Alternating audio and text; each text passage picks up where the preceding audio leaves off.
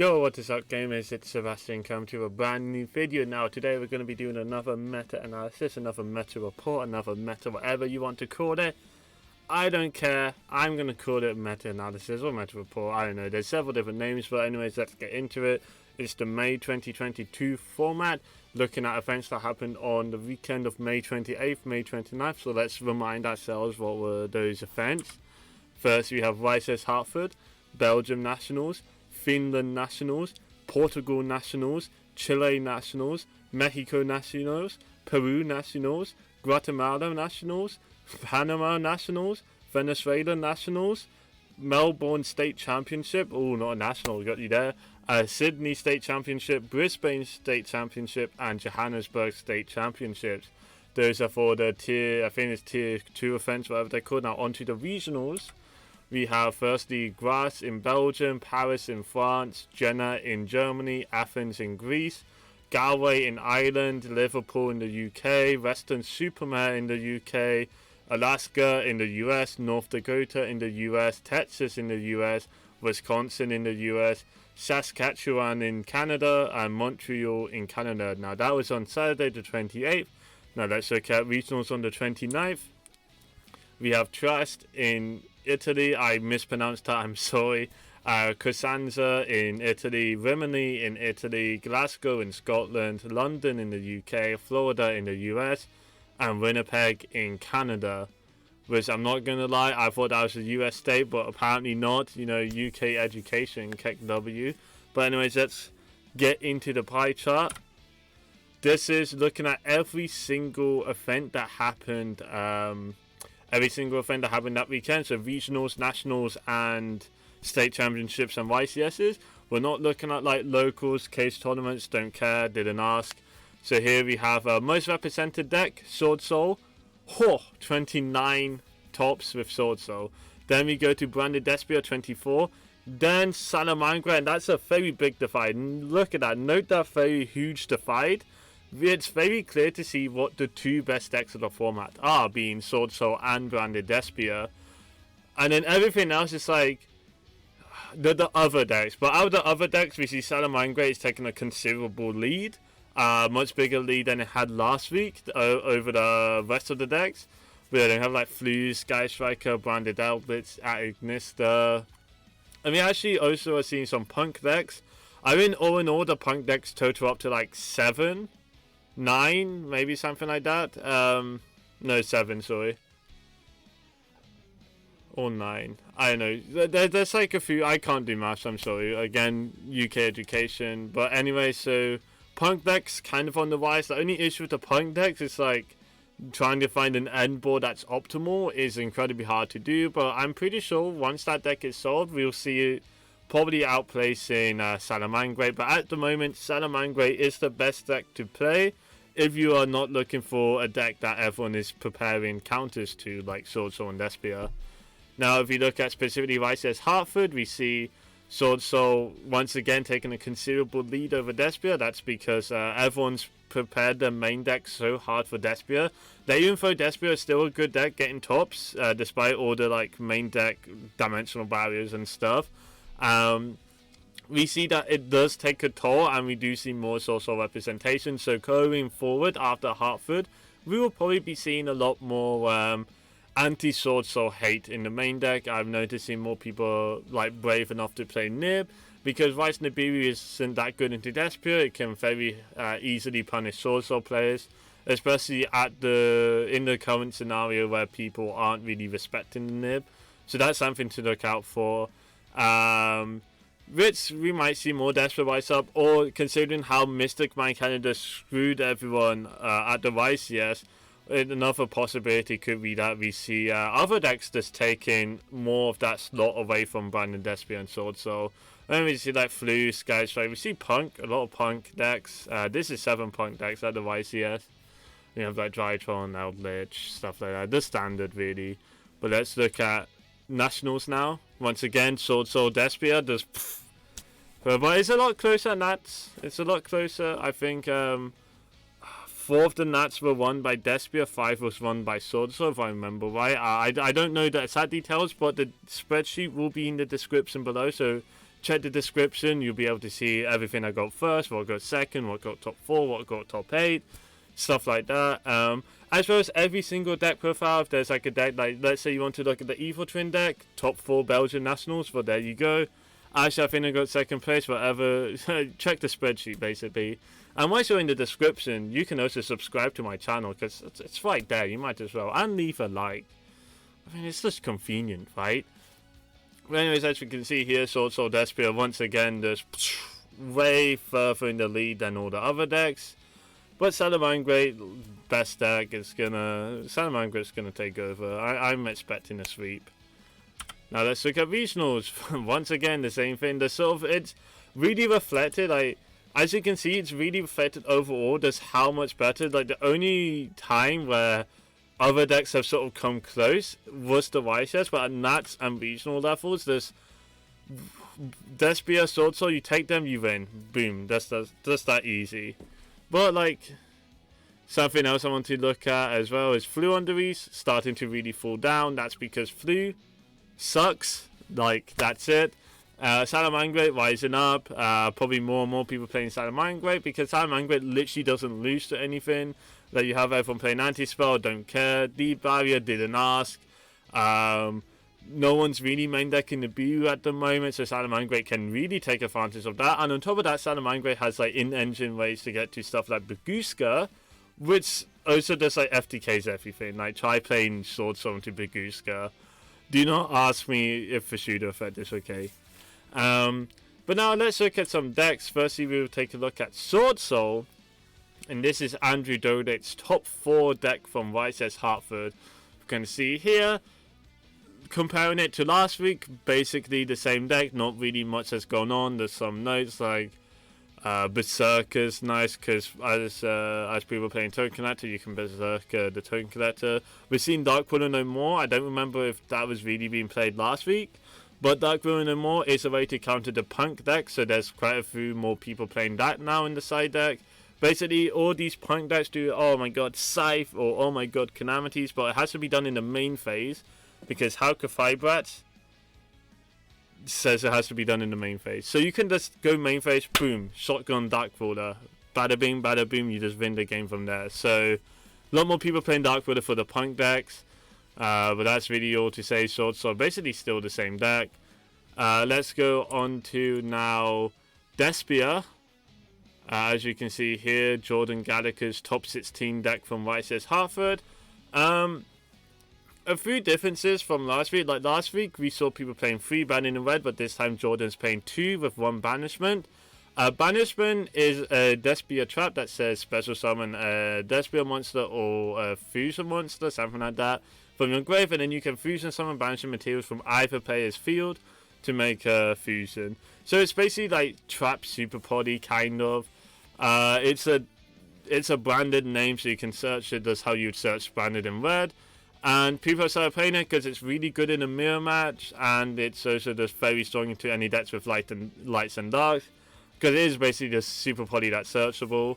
We also see like 3 Albas. A lot more people have been playing 3 Albas in Despia. That's because every hand you see Albas is a hand where you can attempt to play through Ash on branded fusion. Like, it really does help playing through Ash if you're able to just poly Albas anyways. We also see 3 Tragedy. A lot of lists I saw before, like playing like 2 Tragedy, whatever, but this Jordan played 3 because if you open Tragedy, that means your branded fusion can send snow, and if your branded fusion is sending snow, you're winning the game basically. What else to know? There's like a crossout designator. Crossout designator is very interesting. Like, I think last week we saw the crossout for the Ash and Imperm. We're also seeing Dimensional Barrier in the side, which you can take your Dimensional Barrier, bit it in your main deck whenever you're going second, and you can cross out Dimensional Barrier. I know Jordan mentioned that in his deck profile. He did that quite a few times. This opponent D barriers, just get rid of it, easy, and then you win from there. It's not ideal siding in D barrier going second, but if your alternative is just losing the game, then it's worth it. We also see not really much else to talk about. Oh, droplets. Some people play Super Poly, but droplets seems to be better than Super Poly at the moment, but that's because you can hit Therion with droplets. and you don't want to have to try to play through the Fudo and then board. But now let's go into the next deck. This should be Salamangreat. Yep. So here we have Laro Sang's first place Salamangreat list from State Championship. If I remember right, I think it's the Sydney State Championship, but I would have to double check the spreadsheet for that. But the reason why I chose this Salamangreat list to show you guys is because every other Salamangreat list is pretty much similar to how it's always been, the Baguska Sunlight Wolf Turbo. So I want to show you a more sort of unique take on Salamangreat, because I feel like I haven't done much testing with this, so I don't know if this is better than pure Salamangreat, but like I want people to be aware that this version does exist, so maybe you can try it yourself. But here we see like very minimal Salamangreat engine just because they're like good Cyburst cards. And then we also see Microcoder Exceed. There's like 2 Jack Jaguar, 1 Foxy, 2 Spinny, but that's because Jack Jaguar is a 1-card heat soul, whilst Foxy isn't, Spinny isn't. Microcoder is very nice because it gets you to Conflict. Heat Soul is a co-talker monster, so Cynet Conflict is a counter trap that you can play with your Heat Soul.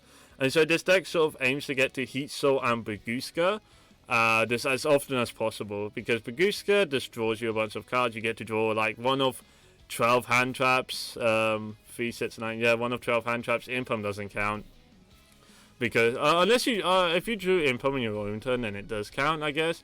But anyways, you have a bunch of hand traps you can draw. You have Cynet Conflict, so Heat Soul, Turbo is sort of nice. And as we can see, because of the lower Salamangreat count, there's no Salamangreat traps, which means he's only playing 1 Sunlight Wolf, because the only thing you can add back is Circle, but you can Falco back Circle if you really need Circle. What else? Exceed is there, makes Baguska very easily.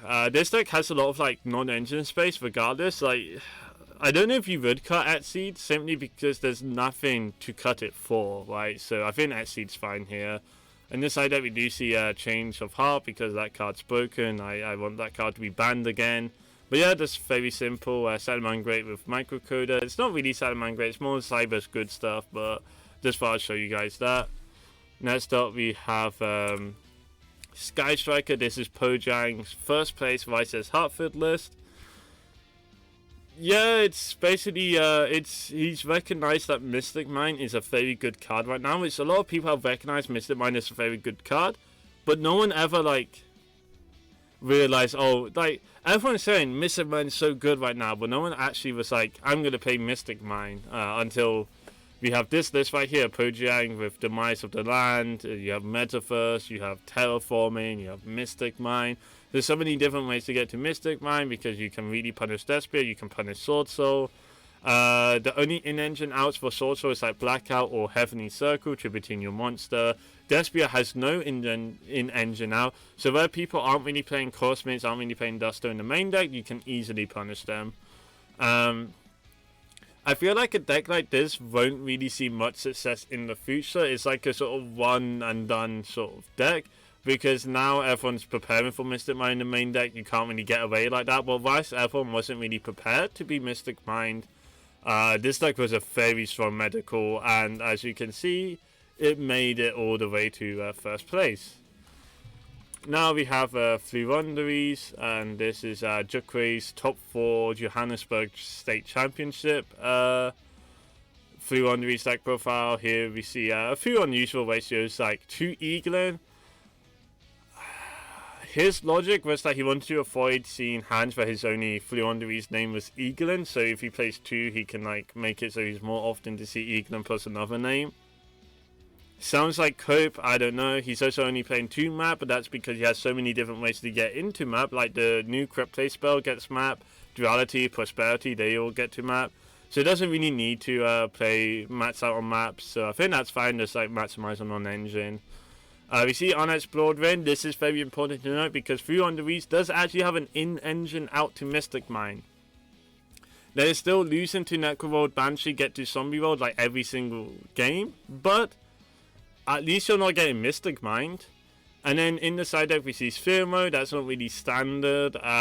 Basically, if you have Sphere Mode and you have Map and you have Robina, you win the game. If your opponent has 3 monsters, which Despia doesn't really do. So sometimes. I know. This is a Floowandereeze deck list. This is a deck. Now next up, for the last deck we're going to be looking at today, we have Hani Jawari's top 8 YCS Hartford list. All the P.U.N.K decks are very different to each other, so definitely be sure to check out the spreadsheet to see, okay, this deck is interesting, I don't know about this deck, I don't know about this, but I feel like Hani's is the best one I saw, or out of what I've seen. And this uses the Adventure engine, doesn't use the P.U.N.K engine. Got a few things to note. We have Sangan in this list because it's a dark, so you can banish it for Chaos Ruler. And also you can summon it off Zombie Vampires, so then you can link it off into to get a hand trap. And also it's a 1-card Hacker 5-patch without like screwing over your Adventure engine restriction. We see Token Collector. This is in the main deck specifically because it was a YCS, and so when he gets to top cut, he knows, okay, this guy's playing against Sword, so I can shoot him YCS and Token Collector. We see Gamma. Gamma's very good in this deck because, as you can see, there's Water Enchantress, Foxy Toon, E-Teddy, all these cards, did I say Foxy Toon? Yeah, whatever. Foxy Toon, Enchantress, E-Teddy, all these cards that opponent kind of has to Ash. So, and like, you don't have a monster on the field yet, so you can just activate that, they Ash, you Gamma, you win the game, basically. So it's this extra copy to call by the grave that then makes Chaos Ruler. And we see Psychic and Punisher. I don't know like if too many people have been playing this card, but basically if you can make this when your opponent has made Masquerade, like, if you're playing against Despia, your opponent makes Masquerade, and you make Psychic and Punisher, you do automatically win the game. Because you are on like infinite attack, they have nothing they can do to out your Psychic and Punisher. You just keep attacking until eventually you attack for game. And finally, the last card I want to point out is Fudo's Return in the side deck. This is a quick play spell that targets a card in an opponent's grave, return it to the deck. So you can, let's say your opponent uses Branding in red, target Tragedy, you can return the Tragedy back into deck. So firstly, it's not getting banished, so they don't get the search. But also, it's a spell card, right? So your opponent can't go Mercury and negate, which is an issue of DD Crow, is your opponent can Mercury and negate DD Crow. But basically that's going to be it for this meta-analysis though. Definitely check out the other decks in the spreadsheet though. There's a lot I'm not really showing, because I don't really have the time to just every single deck. But yeah, be sure to leave a like, comment and subscribe, and I'll see you gamers next time. Goodbye.